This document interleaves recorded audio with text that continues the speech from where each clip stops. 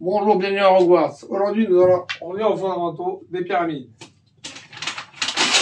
Voilà, ça fait quelques pyramides. Bon, cette feuille, j'enlève, mais je vais la recycler. Partir quelques neuves. Et pour partir sur un truc propre. Alors, on a un problème. Quand on a une pyramide comme ça, on va la faire en dimension 2.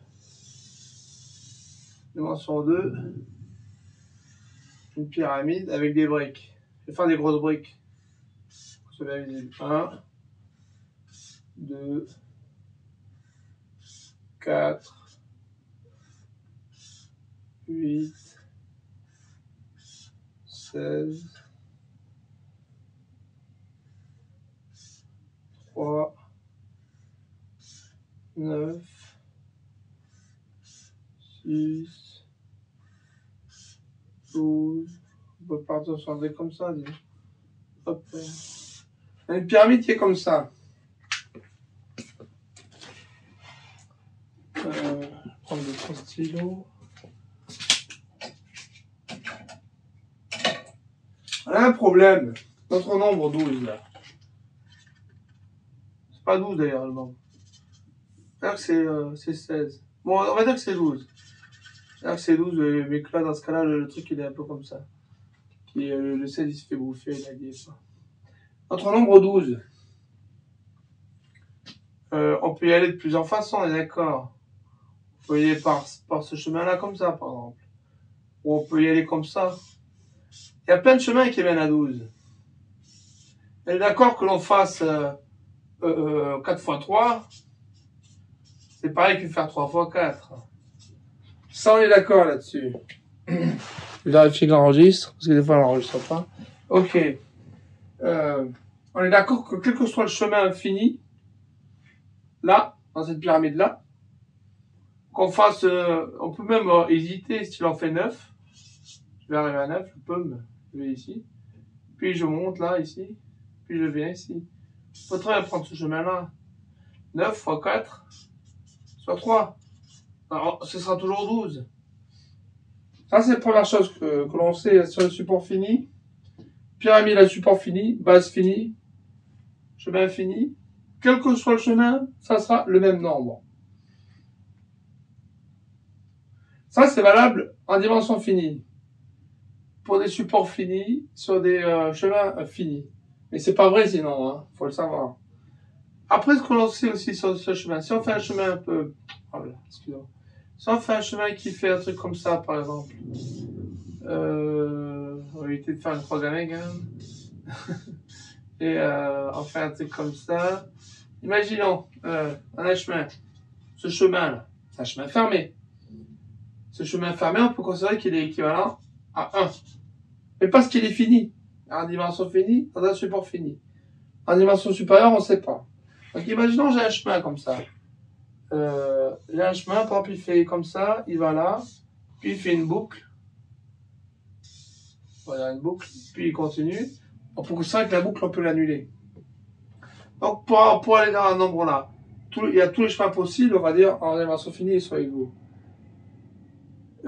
Mais on peut les simplifier quand on a des calculs. On est d'accord que sur la 2 x 4 x 6, et que en dessous de la même chose, on les simplifie, ce truc, on est d'accord. Quand on simplifie, le truc qu'on fait, c'est qu'on enlève un truc comme ça. On enlève des parts de boucle. Alors pourquoi présenter ça? C'est en dimension finie, la base est finie, le support est fini. Donc si c'est en dimension finie, le support est forcément fini, et les chemins sont finis. Mais c'est pas le cas ailleurs. Si par exemple, je prends l'exemple, si je prends une pyramide de base infinie, par exemple, on peut prendre les nombres premiers. Voilà. C'est pas encore en point ça. J'ai fait le choix de ne pas mettre des clous, parce que si je mets des clous, au cas où il y a un accident, que je me cogne, je mets le clou. Bon. J'ai mis des trucs à l'envers, pour que ce soit moins violent. Après, j'ai du mal à bien le faire. C'est un choix, hein. On peut mettre des clous. Et les clous, un jour il y a un accident, c'est fini, quoi. Alors,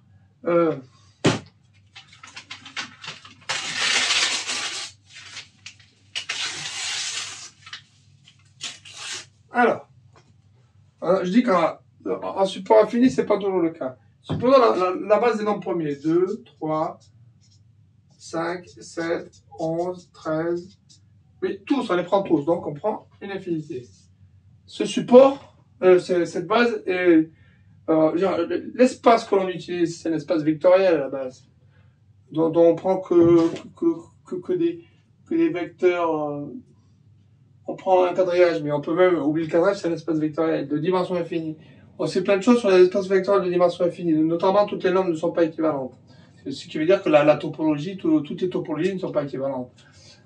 Mais au-delà de ça, la topologie, c'est ce qui est utile notamment pour les convergences des choses. Convergence, ce qu'on utilise également pour les continuités, donc plein de problèmes comme ça.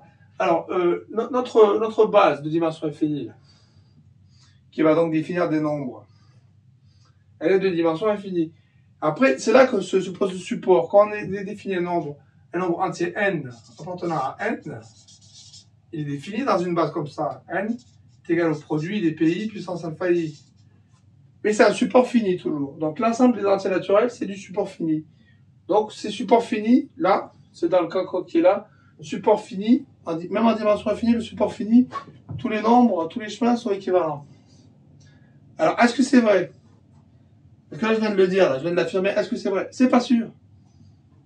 Là, on sait que, comment dire, on sait que en dimension infinie, à support fini, tous les chemins finis déjà sont équivalents.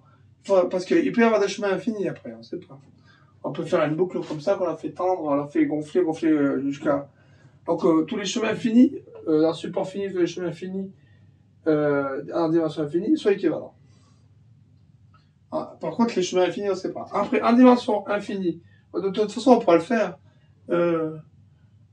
Si c'est un chemin infini, il n'est pas un support fini. Comment dire? Si, il peut l'être. Le support, c'est le nombre de bases qu'on utilise, le nombre de P. Utilisons tout de suite un autre cas. Après, on reviendra sur le cas d'après. Maintenant, on va étudier dimension infinie, support infini. Qu'est-ce qu'un support infini? C'est un produit, mais là, c'est un produit de 1 à K, on va dire. C'est les produits infinis, produits 1 à infini de PI puissance alpha i. Ça, c'est un support infini.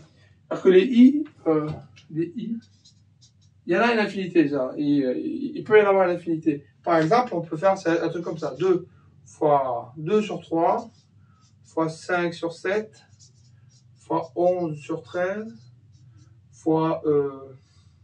alors lui c'est P1, lui c'est P2 fois P2i moins 1 sur P2i. Comme ça, on le fait jusqu'à l'infinité, on met tous les nombres premiers. Un truc comme ça, c'est un support infini. Et c'est un chemin infini aussi. C'est un chemin infini, un support infini. Et c'est là que c'est intéressant.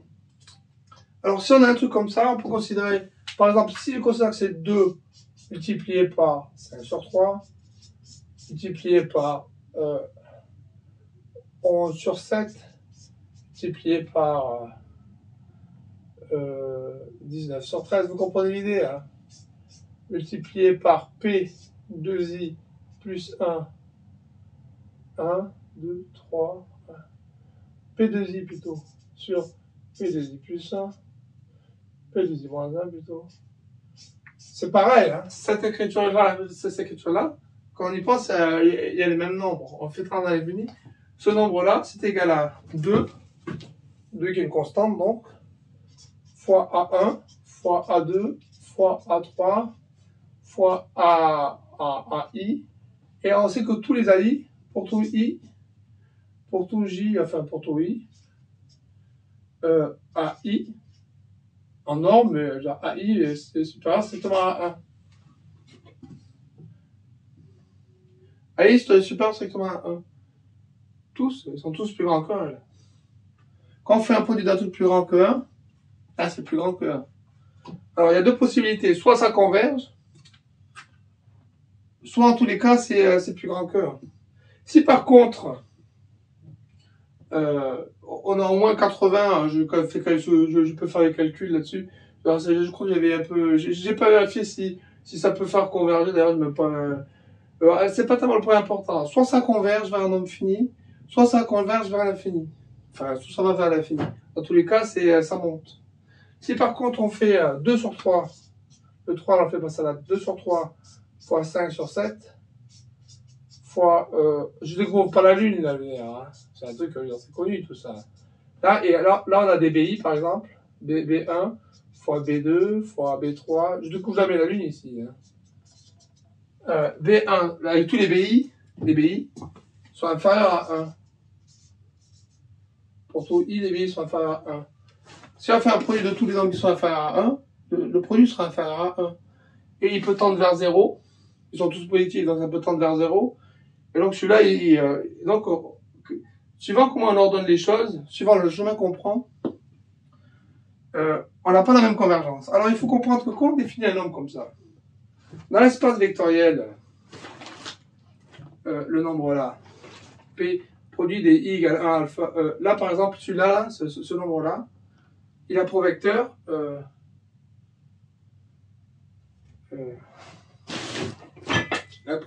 x, c'est simple à voir. 1, moins 1, 1, moins 1, 1, moins 1, 1, moins 1, pardon, 1, moins 1, et comme ça, éternellement.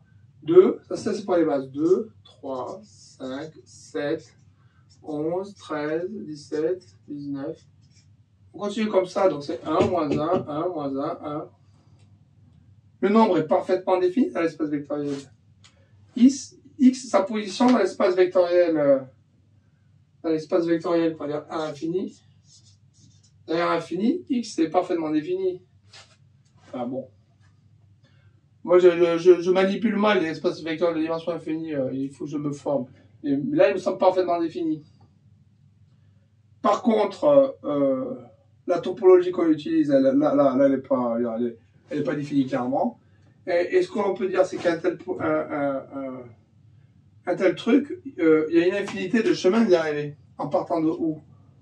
Les chemins, c'est en partant toujours de 1, de 0 plutôt, 0, 0, 0, 0. On part de 0, c'est ça le chemin. On part de 0, c'est-à-dire 2 puissance 0 fois 3 puissance 0. Pour aller de là à là, il y a un chemin, par exemple, et donc, en fait, c'est non commutatif.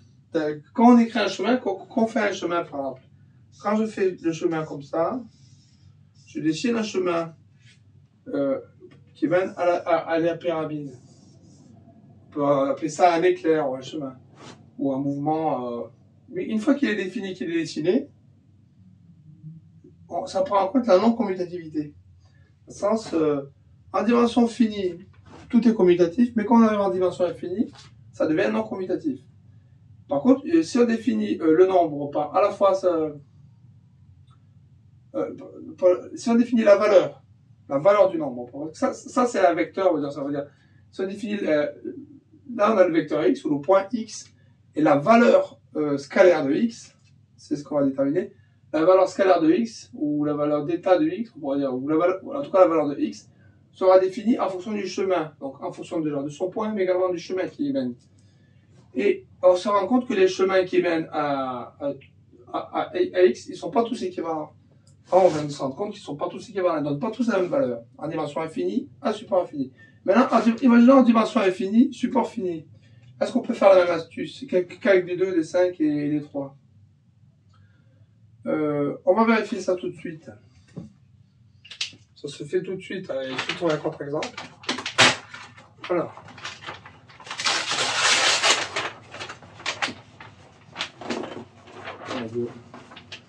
Je l'ai arraché tout. Voilà. Ça, voilà, je fais là.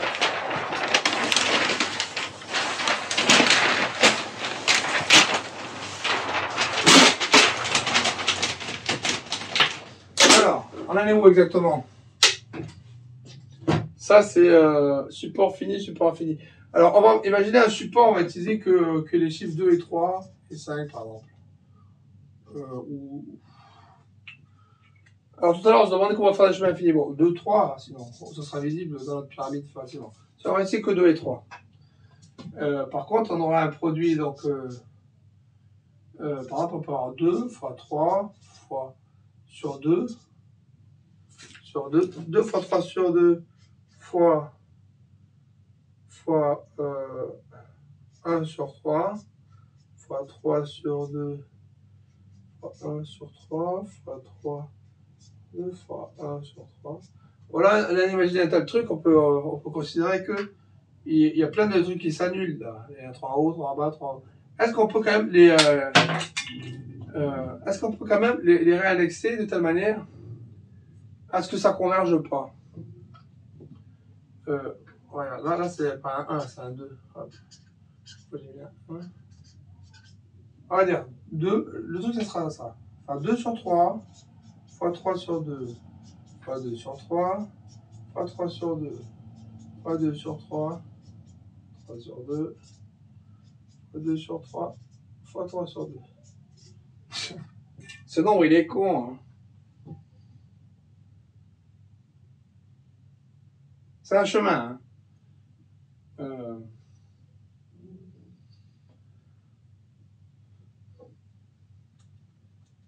C'est tout ça, je disais le nombre là il est parfaitement défini. Ça dépend dans quel cas. Il est parfaitement défini comme ça, vu comme ça. Mais là, vu comme ça, on ne sait pas si c'est parfaitement défini. On pourrait considérer que c'est parfaitement défini, c'est 1. Si c'est 1, c'est le vecteur x égale 0, 0, 0. Est-ce qu'on peut considérer que le nombre est parfaitement défini? Là, c'est pas tellement le chemin même qui pose question, c'est le nombre. C'est pas certain. Hein. La réindexation, il fait qu'à chaque fois, comment dire, c'est le problème des séries entières, c'est le problème des séries quand ça devient du négatif. Là, c'est comme les séries mais avec du négatif. Il faudrait calculer une absolue convergence. Donc, les faire passer tous de haut en bas et ça ne serait pas absolument convergent. Il faut comprendre le problème. Donc, imaginons que je fais passer comme ça. En tous les cas, on va faire simple. D'abord, on en prend un en haut, deux en bas. Un en haut, deux en bas. Un en haut, deux en bas. On va faire ça à chaque fois, d'accord? Donc, ça fait 2 sur 3 fois 2. D'accord, 2 sur 3 fois 2. Après celui-là, et après celui-là et celui-là. Fois 3 sur 3 fois 2. Celui-là et après celui-là. Fois 2 sur 3 fois 2. Donc on peut faire ça sans fin. Donc on pourra terminer, on pourra le réordonner comme ça sans fin. On obtiendra donc 2 sur 6 fois 3 sur 6 fois 2 sur 6 fois 3 sur 6. Un tel nombre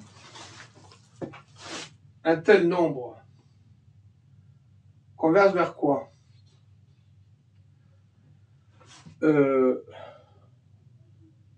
On peut considérer que c'est le produit. On va faire un truc précis. Hein. C'est un tiers produit de 1 tiers puissance.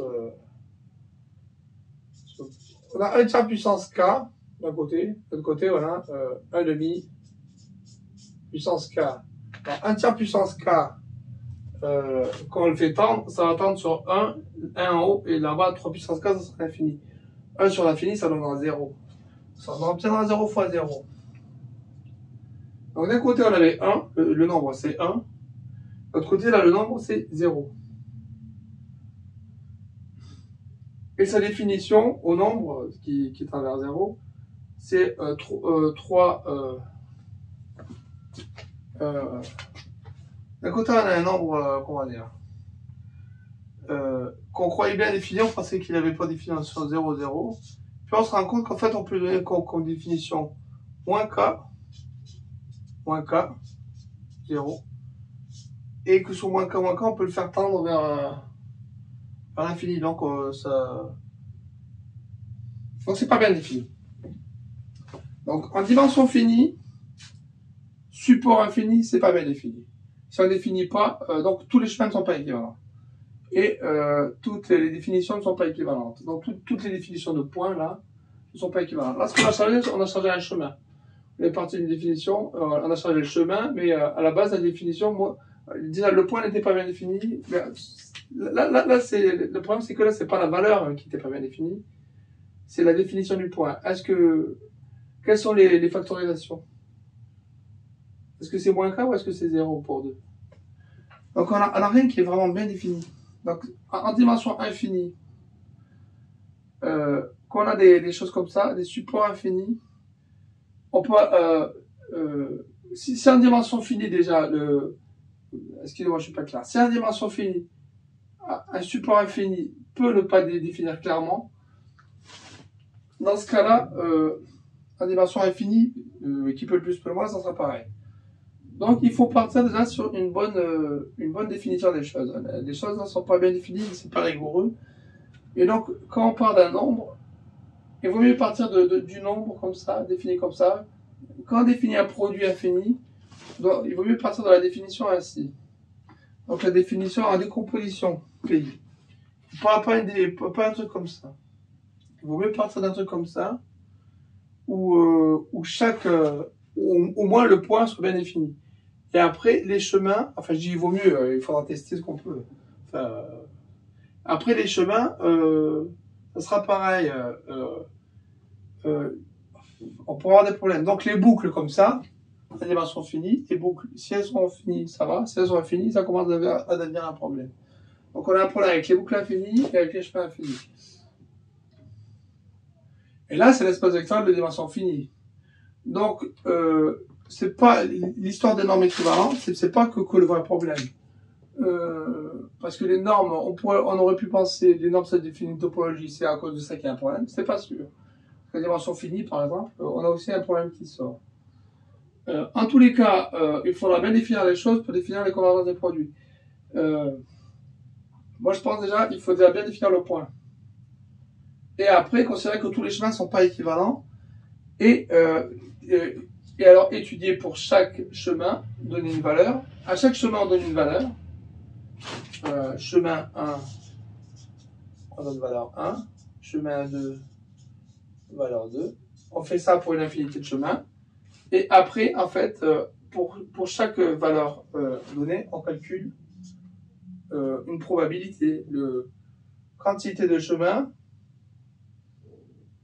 On fait le quantité de chemin parce qu'imaginons là, un chemin 2. Après, on peut avoir le chemin x qui donne à nouveau la valeur 1. Donc, le nombre de chemins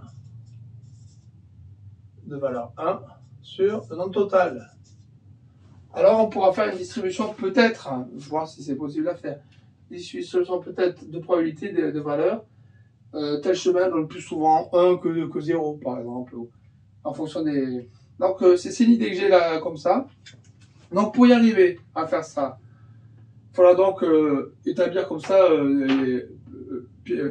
point par point, et voir où sont les difficultés. Déjà, on a pu voir qu'en dimension finie, le support fini, dès que c'est un support fini, un chemin fini, déjà, ça, on sait faire. Donc, le problème, c'est un support infini. Le problème, c'est le chemin infini. Le problème, ce sont les trucs comme ça, dès que ça touche à l'infini. Et donc, ça, c'est un cours, donc, juste pour replacer un peu le contexte de ce que je souhaite faire. Alors, après la suite de ce que je souhaite faire, donc, c'est simplement